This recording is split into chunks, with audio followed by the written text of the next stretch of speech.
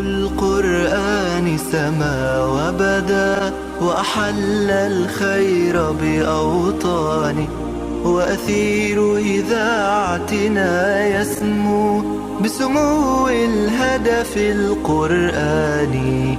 نور القرآن سما وبدا وأحل الخير بأوطانه، وأثير إذاعتنا يسمو بسمو الهدف القرآني. في كنف القرآن سنحيا ونعانق خير الكلمات، وسنروي القلب بها رايا وننال الفوز بجنات.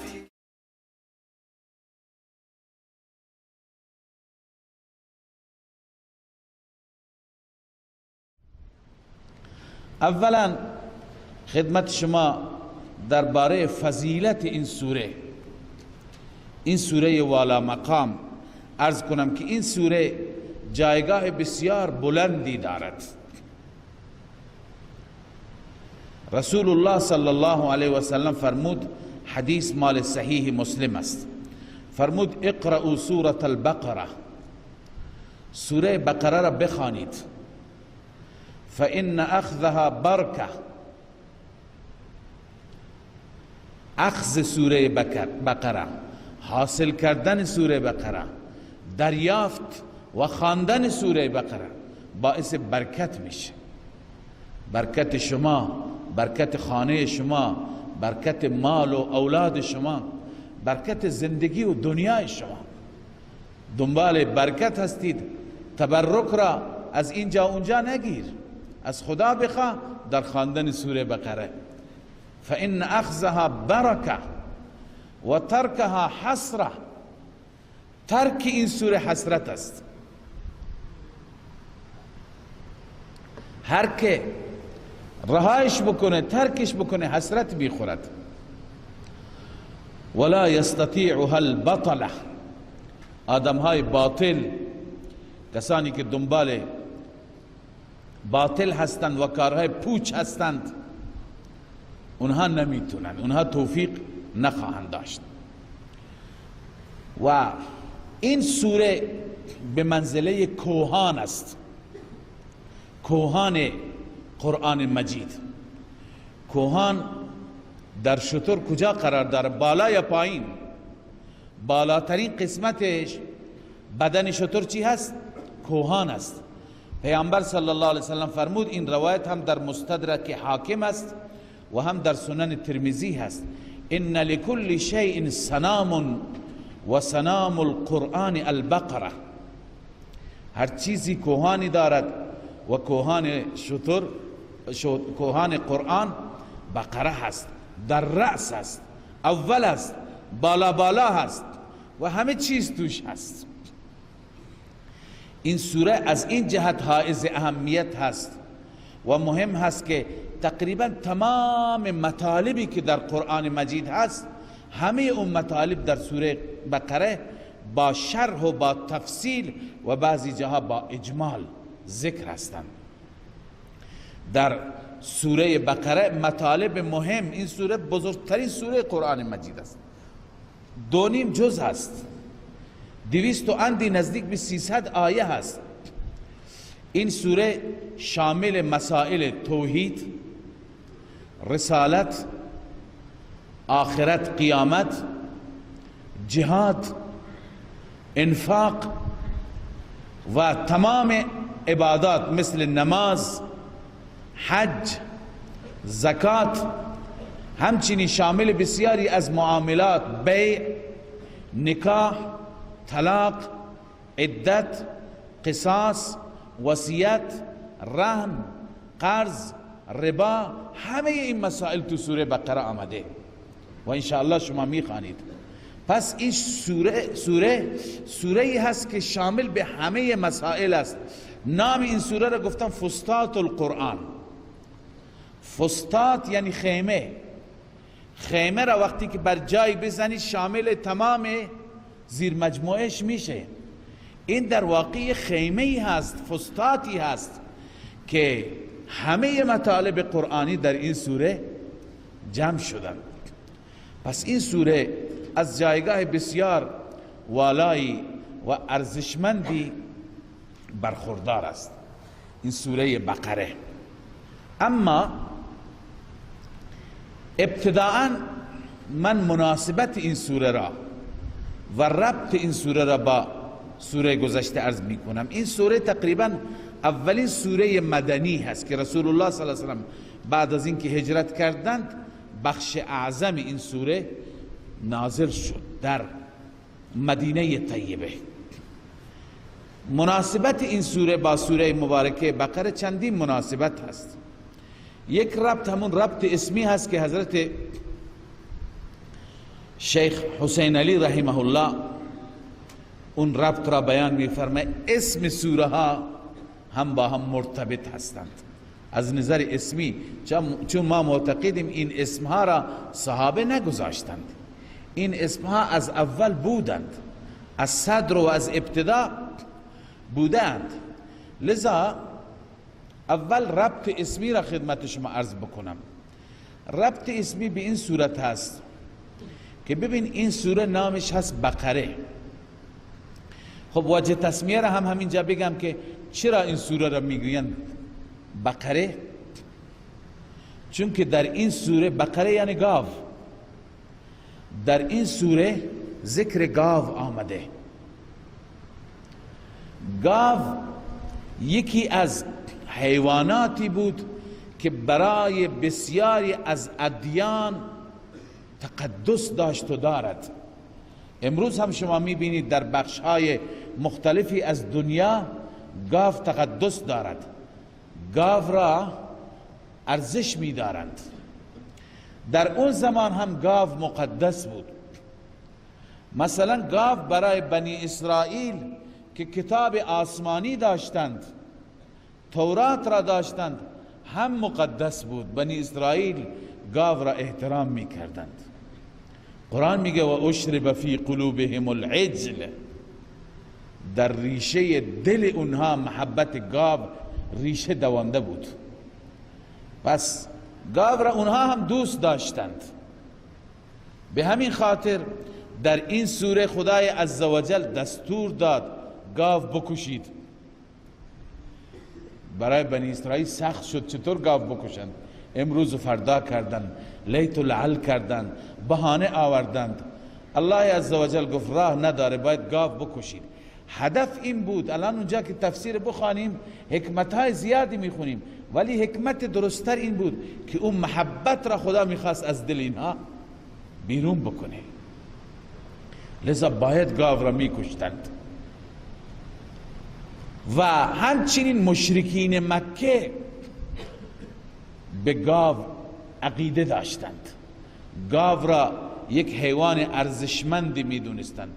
در اشعار جاهلیتشون هست که اونها یکی از رسمهایشون این بود که هر وقتی که قحط سالی میشد، هر وقتی که باران قطع میشد چند سالی، چیکار میکردند؟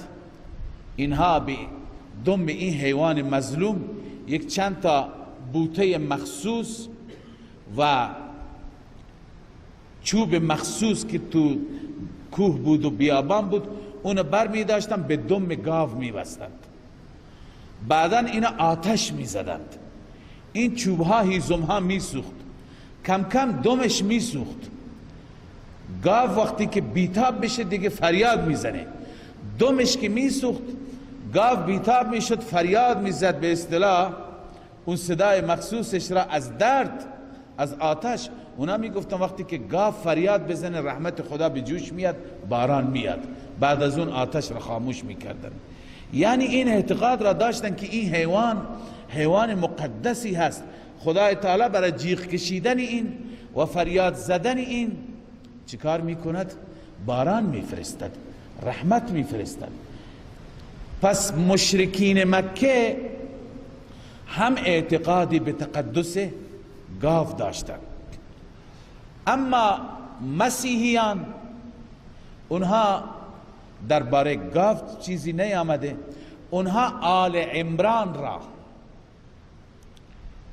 که خاندان سیده مریم رضی الله عنها و علیها السلام هست، خاندان عمران را، آل عمران را به اون اعتقاد داشتند و عبادت میکردند، پرستش میکردند. و بعض مشرکین مکه علاوه از این که اعتقاداتشون خراب بود، خرافات داشتند، هر چیز را پرستش میکردند، نسبت به حقوق انسانها، به ویژه نسبت به حقوق زنها بسیار کوتاهی داشتند. زن در جامعه اونها به عنوان انسان اصلا به حساب نمی آمد و بدترین ظلم و جور را در حق زن داشتند. پس اینها همه بود که مولانا حسین علی این همه را در نظر میگیرد. الان ربط اسمی را بیان میکند. چگونه؟ ببین سوره بقره هست، بعد از سوره بقره آل عمران است که مسیحیان عبادت میکردند.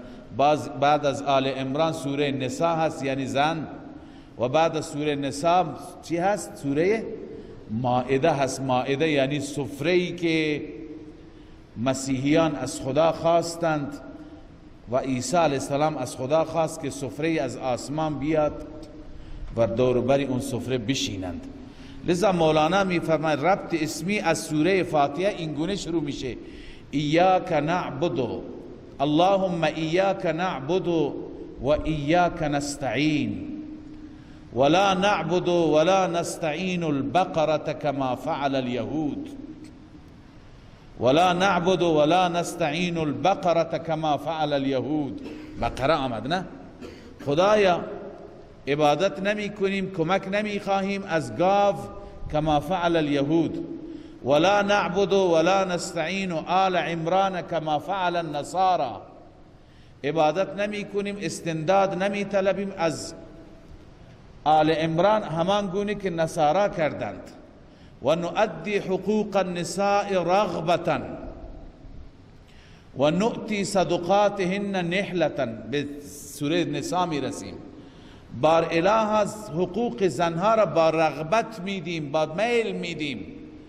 و نؤتی صدقاتهن نحله، و مهریهشون را با خوشی میدیم، یعنی حقوقشون را تلف و ضایع نمی کنیم. این شد سوره نساء. فانزل علینا مائدة انعامک و افضالک فی الدنیا والآخرة. سوره مائده. بار اله پس بر ما فرو فرست سفره نعمتت را و سفره فضلت را در دنیا و آخرت. پس ببینید عبارتی هست که هر 4-5 سوره از نظر ربط اسمی با هم مرتبطند. اللهم ایاک نعبد و ایاک نستعین ولا نعبد البقرة كما فعل اليهود ولا نعبد ولا نستعین آل عمران كما فعل النصارى ونؤدي حقوق النساء رغبة ونؤتي صدقاتهن نحلة فأنزل علينا مائدة إنعامك وإفضالك في الدنيا والآخرة. این ربط اسمی هست. اما میرسیم به ربط معنوی.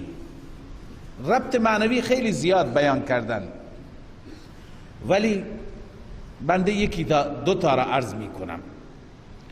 ما در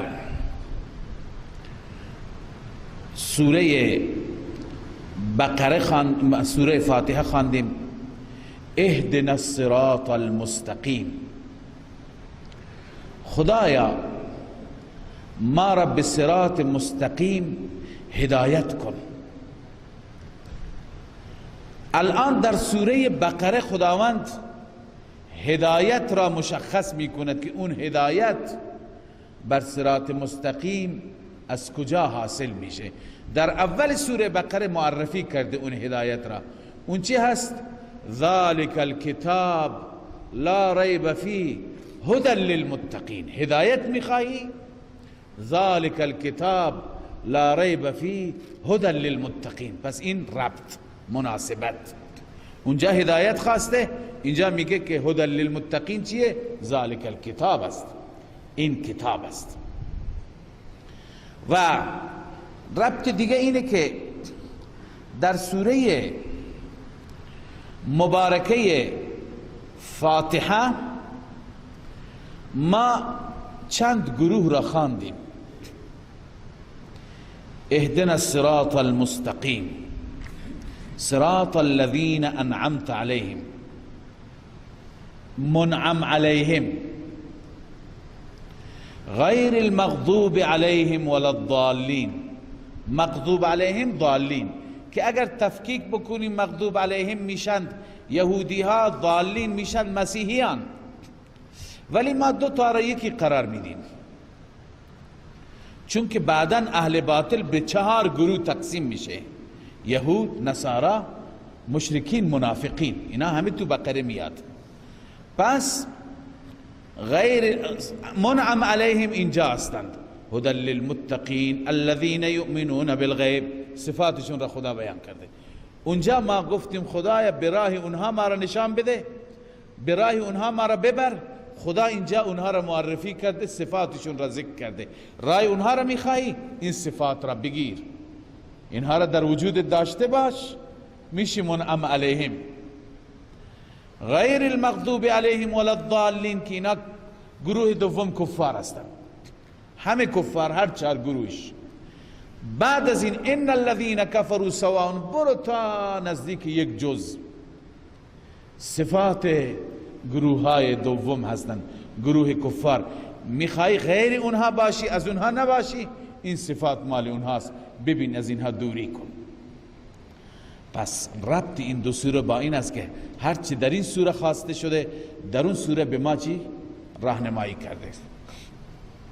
خب بسم الله الرحمن الرحیم.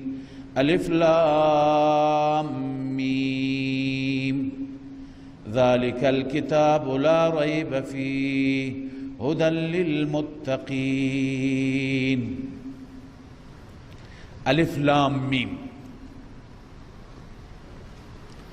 اینها را ما میگیم آیات متشابهات و حروف مقطعات. اینها حروفی هستند در اوایل بعضی سوره ها و کلماتی هستند که ما معتقدیم علم اینها را الله میداند، کسی بغیر از الله نمیداند. یا اینکه اینها اسراری هستند بین خدا و رسولش، کسی دیگه نمیدوند. همه علما همینو نوشتند. ببینید امام رازی و علامه آلوسی نوشته هذا علم مستور. این الف لام میم علم مستوری هست، پوشیده، و سر محجوب، سر مخفی هست. استأثر الله تبارک و تعالی به، خداوند به خود اختصاص داده، علم این را به کسی دیگه نداده، کسی دیگه نمیدونه یعنی چه. یا اینکه باز میفرمان لکل کتاب سر، هر کتابی یک سری دارد، اسراری دارد. و سر القرآن اوائل الصور، سر قرآن چی هست؟ اوائل سوره ها، اینها سرند. در جای دیگه میفرمان سر الله تعالی فلا تطلبوه، اینا اسرار الهی هستند، اینا را طلب نکنید، دنبال نکنید، فقط ایمان بیارید، فقط بگید که هرچی مراد الله است من قبول دارم، ایمان دارم. آخه بنا نیست همه چیز را ما بدانیم. شما ببینید ما مثلا بسیاری از احکام را، از اعمال را انجام میدیم، فلسفهشون را میدونیم. مثلا ما نماز میخونیم، در نماز ما تعظیم میکنیم ربمون را، میدونیم یعنی احترام، یعنی تعظیم، میدونیم سجده یعنی چیه. سجده یعنی این که خدایا من بنده ذلیل تو هستم، به دربار تو که عزیزی و عظیمی و کبیری من به سجده می افتم. خب سر و حکمت نماز را میدونی، سر و حکمت روزه را هم میدونی، نمیخوری، گرسنه نمیشی، از نیاز شکم و از شهوات از همه فاصله میگیری، به خاطر تقویت روح، به خاطر تضعیف جسم، به خاطر اینکه درد فقرا و مستمندان و گرسنگان را هم بدونیم و خیلی حکمت های دیگه که تو روزه هست. زکات میدیم، خب میدونیم حکمتش چیه. حکمتش اینه علاوه از این که دستور خدا به جا میاریم، به هر حال باید اون فقیر، مستمند، نیازمند، بیوه، یتیم او هم اخه به جای برسه، به نوای برسد. از کجا میرسه؟ خدا به من گفته تو مال خودت را بده به اون، یک چهلم خودت را بهش بده. پس این در واقع خیلی از احکام هستند که ما به جا می آوریم، فلسفه، علت، حکمت را می دونیم، اما خیلی از اعمال هستند، از احکام هستند به جا می آوریم، نمی دونیم چرا به جا می آوریم، ولی چون الله فرموده این چشم به جا می آوریم. مثلا به حج میری، بین دو کوه صفا و مروه 7 بار می دوی و نمی دونیم چرا، ولی خب به جا می آوریم. درسته که کسی بگه که هاجر رفته، ولی امروز شما چرا انجام میدید؟ میریم در طواف خبب میکنیم، شانه ها را تکان میدیم، به یک حالت قلدری به اصطلاح طواف میکنیم. چرا؟ الله گفته. سرش را نمیدونیم، فلسفه را نمیدونیم، لازم نیست همه چیز را بدونیم. خیلی چیزها هستن که ما نمیدونیم، با عقل نیست، با وحی هست، با دستور هست. پس همونطور که در اعمال بسیاری چیزها هستن ما انجام میدیم و میفهمیم، بسیاری چیزها هستن ما انجام میدیم و نمیفهمیم. هکذا در اقوال بسیاری اقوال الله عزوجل هستن، بهشون ایمان داریم، میفهمیم چی داره میگه. الله مثلا میگه ان الله علی کل شیء قدیر، خدا بر هر چیز قادره. هم ایمان دارم هم میدونم یعنی چه. بسیاری چیزها هستند اقوالند نمیدونم یعنی چه، ولی ایمان دارم، مثل همین الف لام میم. پس اینها آیات متشابهات هستند و اسرار الهی هستند، حروف مقطعات، هر نامی که دارند، اینها سر الله هستند، اسرار الهی هستند، به اینها همه ایمان داریم. اما فلا تطلبو، مرادشون را دنبال نمی کنیم. مذهب سلف ما این هست که الله اعلم به مراده، خدا مرادش را بهتر میدوند، ما نمیدونیم مراد هدف چیه. ذلك الكتاب لا ريب فيه هدى للمتقين. ذلك الكتاب موصوف صفت، اشاره مشار الیه، این مبتدا میشه، لا ریب فیه خبرش است. الله می فرماید این کتاب لا ریب فیه، شکی در این کتاب نیست. شکی نیست در چیش؟ شکی نیست من رب العالمین. در آیه دیگه هست لا ریب فیه من رب العالمین، در این که از جانب رب العالمین هست هیچ شک نیست، از جانب خدای عزوجل هست. هدی للمتقین، هدایت است برای متقیان. ببین آیا فقط برای متقیان هدایت است؟ در حالی که خدای تعالی در قرآن فرموده هدی للناس، برای همه مردم هدایت است. بستگی داره.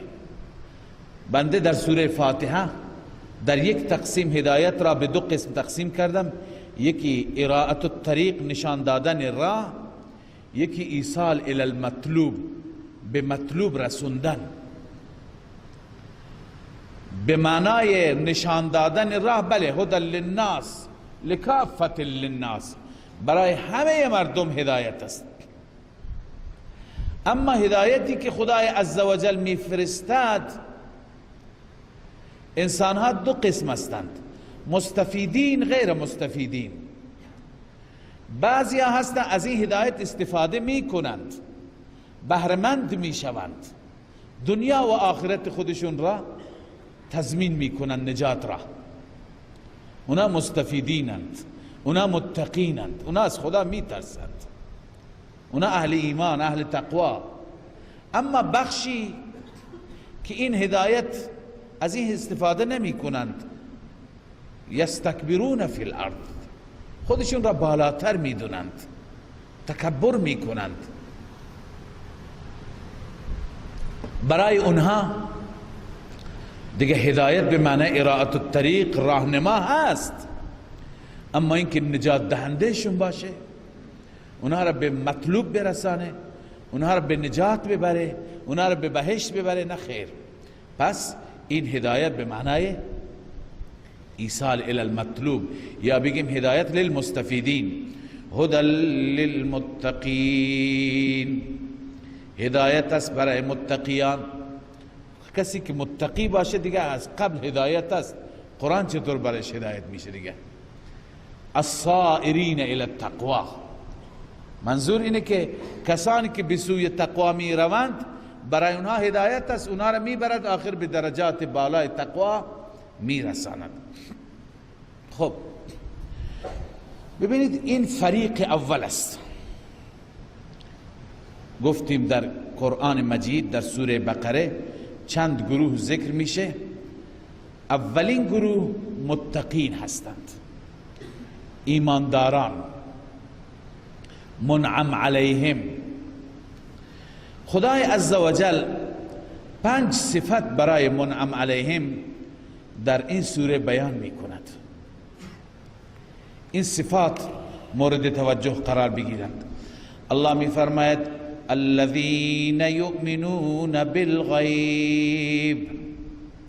متقین کی هستند؟ صفت اول، وصف اول، اصلاح عقیده بنویس. اونهایی هستند که عقیده خودشون را اصلاح میکنن. اول از عمل شروع نکن، اول از کشتن گوسفند شروع نکن، برو اول اصلاح کن اعتقاد خودت را، باور خودت را. برای کی میخوای بکشی؟ بعدن بیا عقیده درست شد، بعدن بیا عمل کن. پس اول نوبت عقیده هست. الذین یؤمنون بالغیب، متقین کسانی هستند که ایمان به غیب دارند. یؤمنون بالغیب، غیب چیه؟ ما غاب عنهم، اون چی که از اونها غایب است، اون چیزی که اونها نمی بینند، از اونها مخفی هست. علامه آلوسی گفته الغیب ما لا یقع تحت الشعور ولا یقتضیه بداهة العقل. غیب آنه که با شعور فهمیده نمیشه، با مشاعر، با حواس، با چشم دیده نمیشه، با گوش شنیده نمیشه، با بو شمیده نمیشه، با زبان چشیده نمیشه، با دست لمس نمیشه. ورای اینها هست. مثلا یکی از غیب را من میگم، ایمان به ملائکه. ملائکه را کسی دیده؟ کسی چشیده؟ کسی شنیده؟ نه خیر. پس ما لا یقع تحت الشعور، تحت مشاعر نمی آید.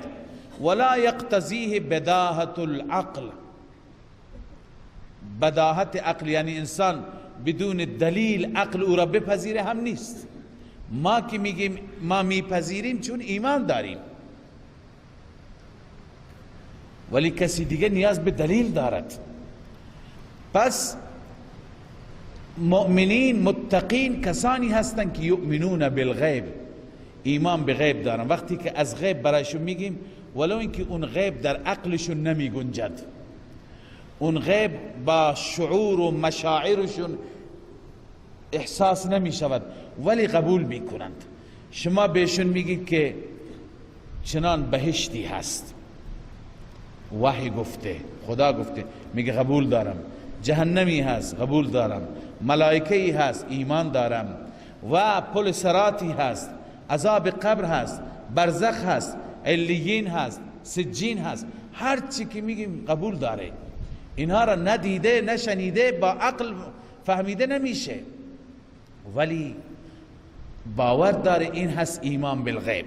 پس الذین یؤمنون بالغیب، ذات الله عزوجل، اینا همه ایمان بالغیب هستند.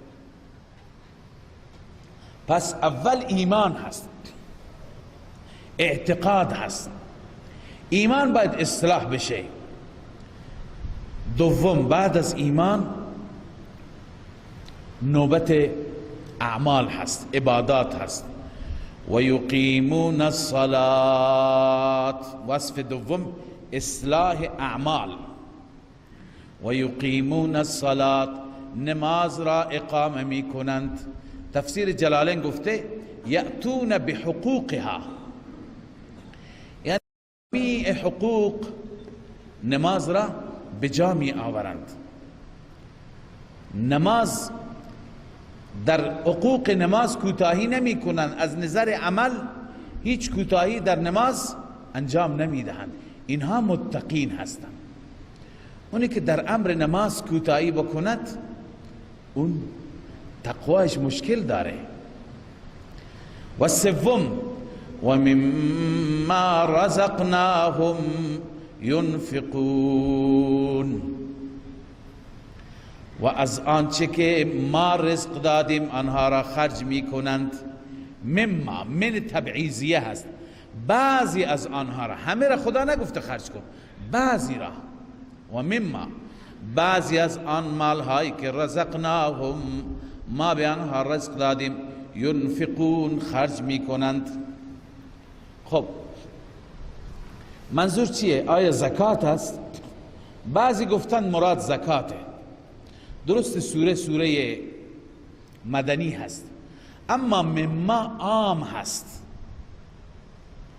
هر آنچه فقط شامل مال زکات نمیشه، شامل زکات هم میشه، شامل صدقه فطر هم میشه، شامل نذر واجب هم میشه، شامل صدقات نفلی هم میشه. هر چی که خرج کنی.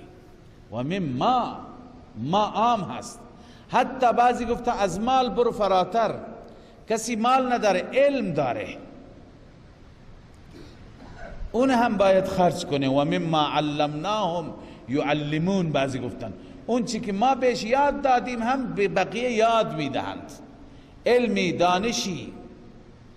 پس و مما رزقناهم ینفقون، همه چیز را همه شامل میشه. الان ببینید شما مالی دارید در راه خدا به صورت زکات میدید، شامل اون هم میشه. مالی که دیگه بر شما واجب است به زن و بچه‌ت باید بدی، کار بکنی، شکم اونها را سیر بکنی، شامل اون هم میشه. مالی که به فقیر میده به صورت نفلی، شامل اون هم میشه. چنانچه اینجا نوشته و اول التأویلات، ابن کثیر گفته بهترین تأویل نسبت به این آیه این است، و اول التأویلات بالآیه و احقها بصفت القوم، و سزاوارترین تأویل نسبت به صفت قوم، اینجا قوم که متقین هستند، ان یکون کانوا لجمیع اللازم فی اموالهم، هر چی که لازم در اموالشون هست. شما را چه چیزی لازم است؟ باید چی کار بکنی؟ مثلا مؤدین زکاتا کان، هر چی که ادا میکنی، چه زکات باشد، او نفقتا، او نفقت من لازمته، یا نفقه اون کسی که بر شما لازم است، مثل نفقه اهل و عیال، مثل نفقه پدر و مادر پیر، من اهل و عیال و غیرهم ممن تجب علیه نفقته بالقرابه والملک و غیر ذلك، اونی که نفقهش بر شما لازم است چه قریب شماست، برادر، خواهر، پدر، مادر، یا بسبب اینکه مملوک شماست، برده شماست یا غیر ذلك، همه اینها رو که شما انجام میدید مما رزقناهم شامل حال اونها میشه. باز تفسیر خازن نوشته و یدخل فیه انفاق الواجب، اینجا که خدا گفته خرج کنید شامل انفاق واجب هم میشه که زکات و نذر، مثل زکات و نذر این دوتا واجبه. والانفاق على النفس، بر خودت خرج میکنی، و على من تجب نفقته علیه، هر کسی که نفقش بر شما واجبه. والانفاق فی الجهاد اذا وجب علیه، در جهاد خرج میکنه وقتی که بر واجب میشه. والانفاق فی المندوب انفاق نفلی و هو صدقه التطوع، صدقه نفلی. و مواسات الاخوان، همدردی کردن با برادران. و هذه كلها مما یمدح بها، همه اینها از جمله اونهاست که اینجا آیت تعریف کرده. پس و مما رزقناهم ينفقون شامل همه نوع خرج کردن میشه، چه اون نان خشکی که برای زن و بچه‌ت میگیری، چه اون پولی که در دست فقیر میگذاری، چه اون گوسفندی که به عنوان زکات از گوسفندانت جدا میکنی، همه را شامل میشه. و مما رزقناهم ينفقون. پس این وصف سوم شد. وصف اول یؤمنون بالغیب، ایمان به غیب. وصف دوم برپایی نماز. وصف سوم حقوق مالی، عبادت مالی. وصف چهارم که در واقع ایمان به قرآن هست، به کتابهای گذشته، یا بگیم ایمان به رسول الله است و به انبیاء گذشته، رسالت. والذین یؤمنون بما انزل الیک، الله می فرماید کسانی که ایمان می آورند به آن مطالبی، به آن وحی که نازل میشه به سوی شما ای محمد رسول الله، و ما انزل من قبلک، و ایمان دارند به آن وحی که نازل شده قبل از شما. این وصف چهارم متقین است. متقین اینا هستند، ایمان به کتاب دارند، ایمان به رسالت دارند، ایمان به کتب سابق دارند. و وصف پنجم و بالآخرة هم یوقنون، ایمان به معاد و به آخرت هم آنها یقین دارند. هم یوقنون، آنها یقین دارند، باور دارند. پس 5 صفت برای متقین است. هر که میخواد متقی باشه این 5 صفت را باید احیا کند. بعد از این صفات الان الله تعالی نتیجه را بیان میفرماید. کسی که این صفات را داشت 2 تا نتیجه خدا بهش میده، 2 تا ثمره. یکی در دنیا خداوند تعالی لقب هدایت را بهش میده، این انسان هدایت شده هست. اولئک علی هدی من ربهم و اولئک هم المفلحون، این انسان ها بر هدایتی هستند از جانب پروردگارشان. این نتیجه دنیوی، در دنیا اینا هدایتی یافتند، هدایتی که از جانب الله است فی الدنیا. یعنی کی؟ ای المتصفون بما تقدم من الایمان و اقام الصلاة والانفاق الى آخره، اینهایی که متصف به ایمان و به نماز خوندن و زکات دادن اینها هستند، اینها را الله میفرماید و اولئک هم المفلحون. این نتیجه دوم. و اینها هستند هم المفلحون، اینها مؤمنین رستگاران کامل. هم المفلحون، رستگاران کامل اینها هستند. ببینید اگر کسی در بعضی این صفتها مشکل داشته باشه، ایمان داشته نباشه، که اون مؤمن اصلا نیست. اما ایمان دارد، عملش ضعیف است، مثلا در راه خدا خرج نمی کند یا نماز نمی خوند، در نماز کوتاهی دارد، اون هم جز مفلحون هست، اما مفلحون کاملون نیست. کسانی که همه را انجام میدند آنها مفلحون کاملون هستند، یعنی رستگار کامل. چنانچه تفسیر مظهری گفته یدل علی انهم الکاملون فی الفلاح، این آیه دلالت میکند که این افراد در فلاح و در رستگاری کاملند. فیلزم ان یکون صاحب الکبیره، از اینجا چی لازم میاد؟ که کسی که گناه کبیره میکنه، مثلا ترک نماز میکنه، غیر کامل فی الفلاح، در فلاح کامل نیست، یعنی کامل رستگار نیست، ناقص رستگاره، ایمان داره ولی نماز نمیخونه، گناه کبیره میکنه، این کامل رستگار نیست، اون به صورت ناقص است. بله، این گروه اول بود، منعم علیهم، متقیان، دارای 5 صفت با 2 نتیجه.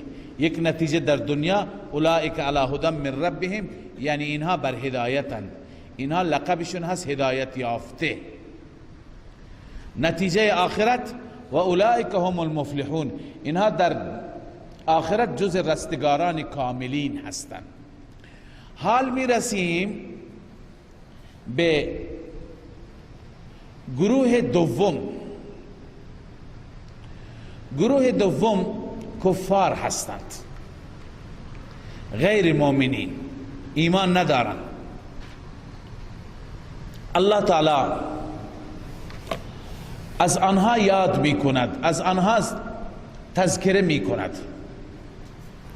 الله می فرماید ان الذين كفروا سواء علیهم، بدون شک کسانی که کفر کردند، سواء علیهم، برابر است بر آنها، اانذرتهم، اینکه بترسانی آنها را از عذاب خدا، ام لم تنذرهم، یا نترسانی، لا یؤمنون، اینها ایمان نمی آورند. به دلیل عناد بنویسید، نتیجه دنیوی هم بنویس، نتیجه دنیوی اینه که اونها ایمان نمی آورند. دقت بفرمایید که اینجا خدای تعالی گفته کفار ایمان نمی آورند. یک اشکال عمده که در ذهن همه من و شما میاد، چطور کفار ایمان نمی آورند؟ همه اینهایی که اطراف رسول الله بودند کافر بودند، مشرک بودند، ایمان آوردند. پس به خاطر اینکه این اشکال پیش نیاد، من خدمت شما عرض بکنم همانطوری که الف لام استغراقی و عهدی دارد، همچنین اسم موصول هم استغراقی و عهدی دارد. اگر الذین کفروا اسم موصول استغراقی باشد، معنیش اینه که تمام کافرها ایمان نمی آورند. اینجا اون مراد نیست، بلکه اینجا اسم موصول عهد خارجی هست. طلاب میدونند یعنی چه؟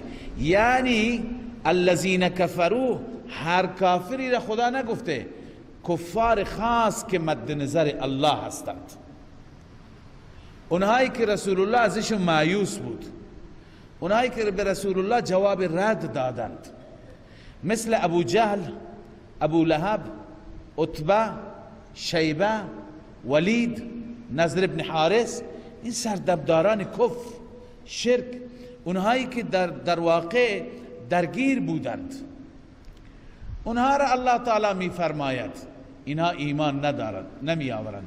اونها را بترسون یا نترسون، ای انذارک و عدم انذارک سوا، چه بترسانی چه نترسانی برابر هست.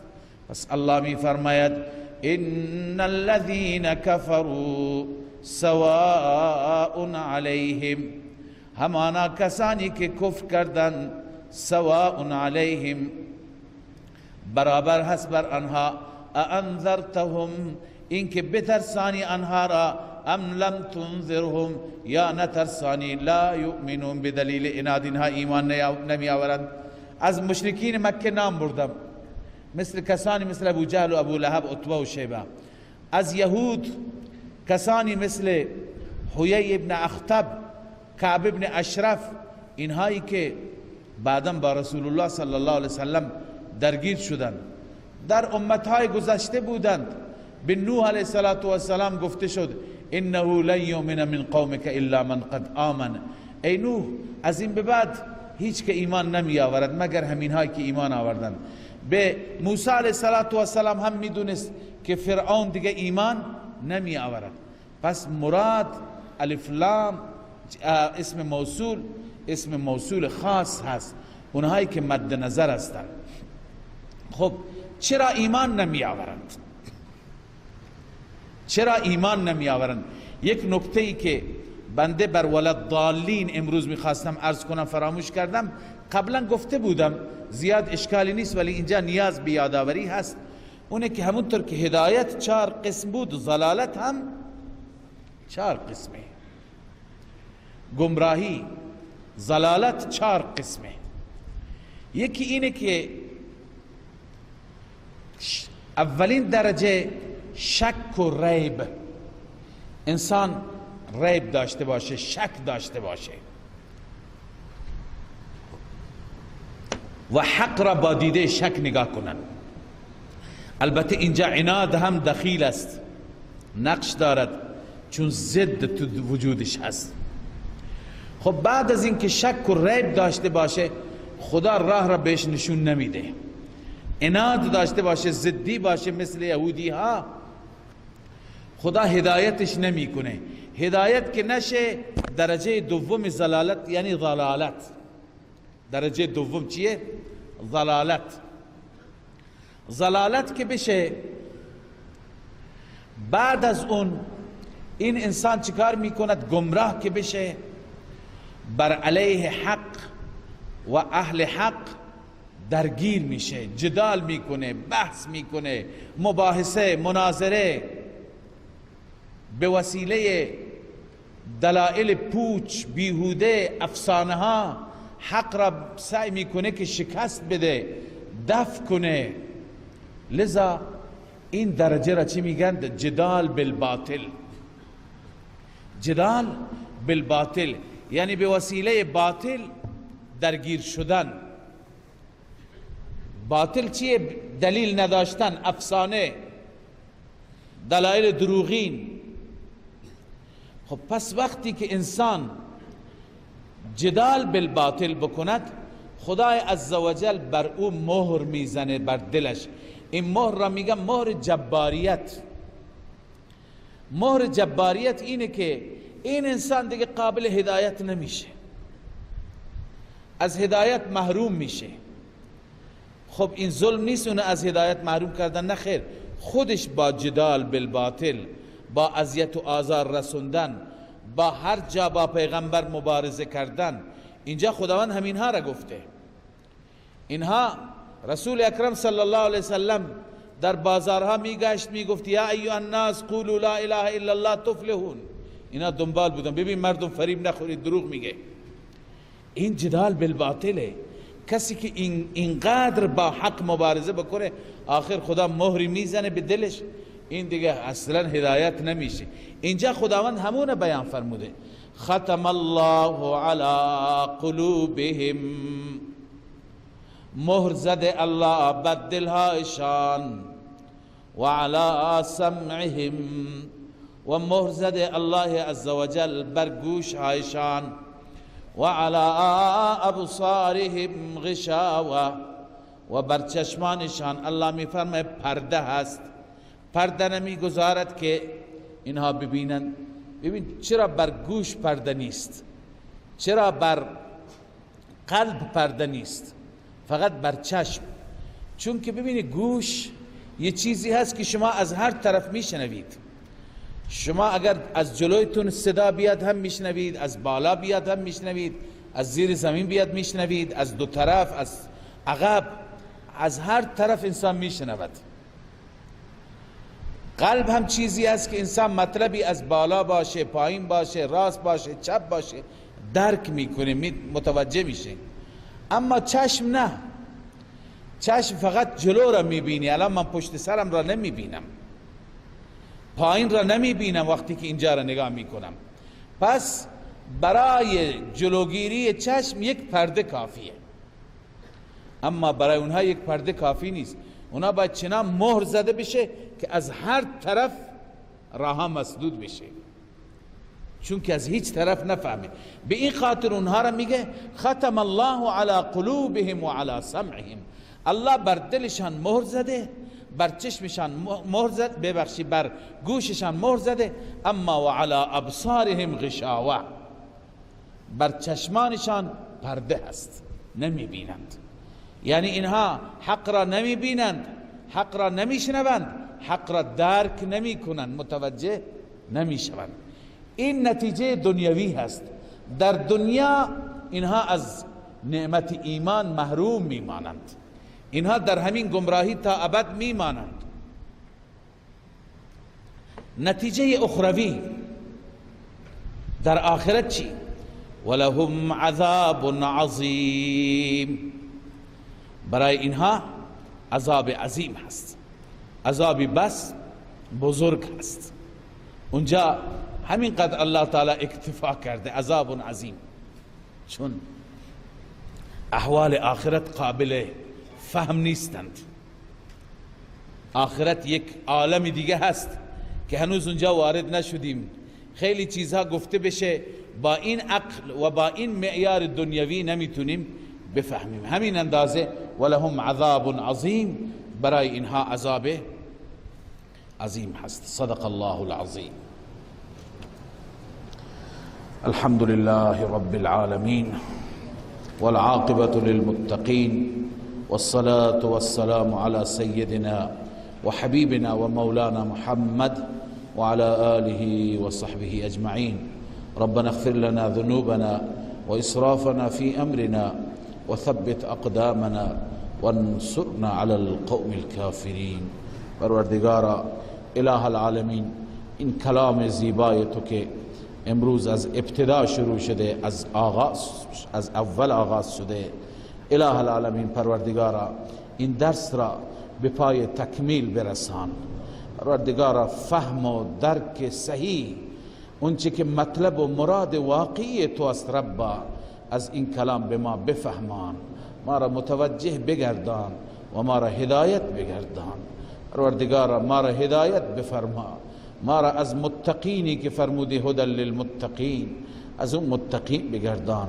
ایمان ما را تقویت بفرما، اعمال و اخلاق ما را، تقوا و خدا ترسی ما را پروردگارا تقویت بفرما. اله العالمین پروردگارا از ما راضی و خوشنود باش و به بارگاه خودت بپذیر. مشکلات ما را حل بفرما، همه نوع مشکلات را، مشکلات دینی را، مشکلات دنیوی را، مادی را، بازار را، همه نوع مشکلات حل بفرما. پروردگارا این صحنه‌ای که در پیش داریم، این امتحانی که در روز جمعه داریم، موضوع انتخابات، پروردگارا اون چی که به خیر و صلاح امت است، به خیر و صلاح این شهر و مردم این شهر هست، به خیر و صلاح این کشور هست، پروردگارا از صندوق در بیار. پروردگارا خیر بفرما برای ما، پروردگارا لطف بفرما برای ما. تو خودت برای ما تدبیر نیک بفرما، تدبیر درست بفرما. ما راهمون را نمیدونیم، ما مسیر را نمیدونیم بدون راهنمایی تو. ما را راهنمایی بفرما و خیر را برای ما واقع بگردان. اله العالمین بر ما لطف بفرما، بر ما فضل و کرم بفرما، از ما راضی و خوشنود باش. ما را جز بندگان مطیع و فرمانبر خودت قرار بده، دنیا و آخرت ما را آباد بگردان. ربنا تقبل منا إنك أنت السميع العليم وتب علينا إنك أنت التواب الرحيم. آمين برحمتك.